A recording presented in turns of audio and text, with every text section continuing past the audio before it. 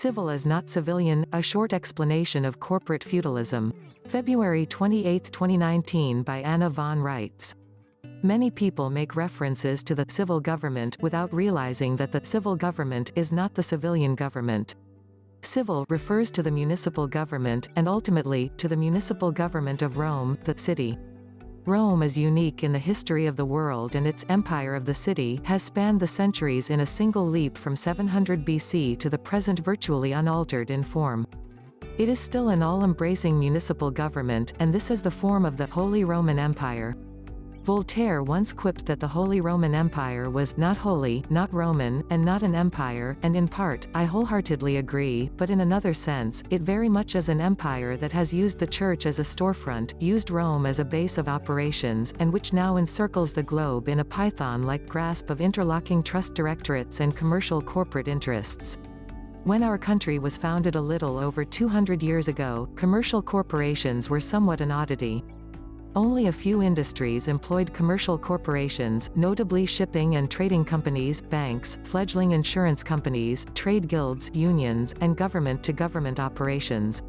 There were no stock exchanges, no stock market, no publicly traded companies, no SEC, no DTTC, no Corporations Company of America, no massive insurance funds, no trading in bonds, except sovereign bonds between governments. The explosive growth in all these areas and the development of all these corporate institutions was fueled by the use of commercial paper as a money substitute.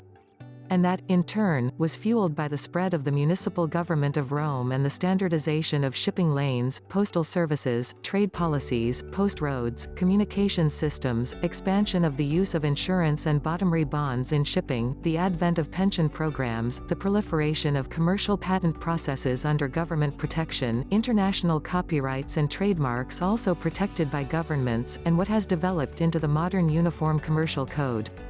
In a relatively short period of time, commerce has exploded onto the world stage and, guided by the single-minded demand for profit, has fueled a new brand of corporate feudalism, clearly visible in the economic polarizations that commerce has created.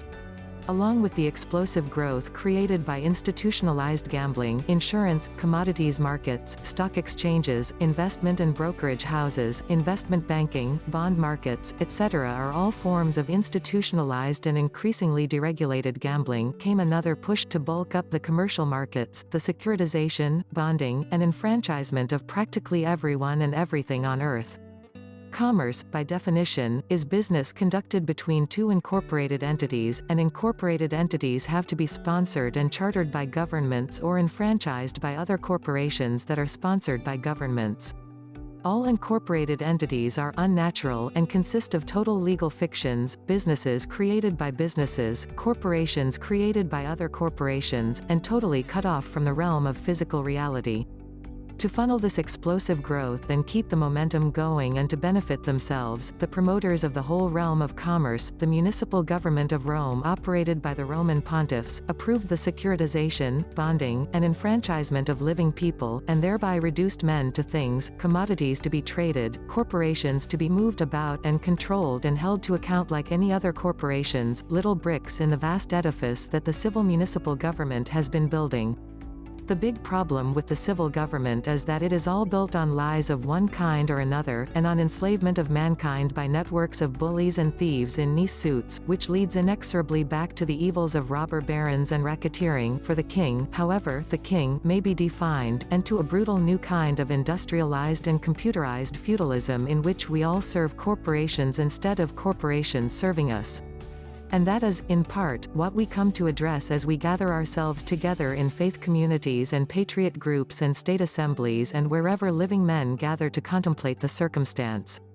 It is grossly unlawful to securitize living men as commodities and also unlawful to subject them to bondage, yet the perpetrators have sought to get around this by legal chicanery, kidnapping living men from their natural estate on the land and soil of their respective countries and shanghaiing us on paper first into the international jurisdiction of the sea, and next into the foreign realm of the international jurisdiction of the air, and unlawfully converting our names into the names of corporations.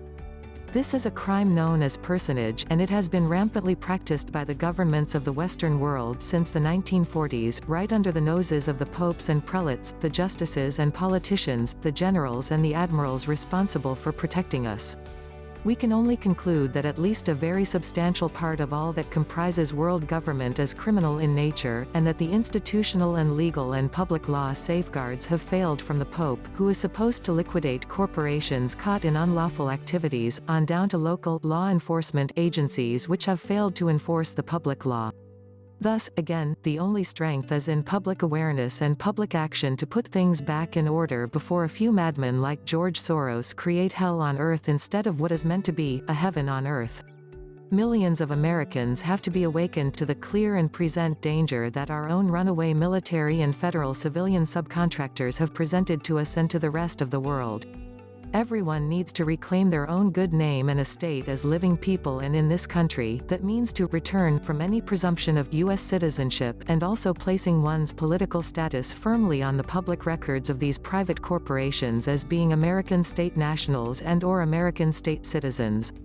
All this corporate hanky-panky needs to evaporate like mist on a summer morning. Let this outrageous criminality be nullified as the fraud that it is, and let all the assets be returned free and clear, as the actual public law requires. Please hit subscribe, like, share, embed, and get ready for many more Anna von Reitz article videos.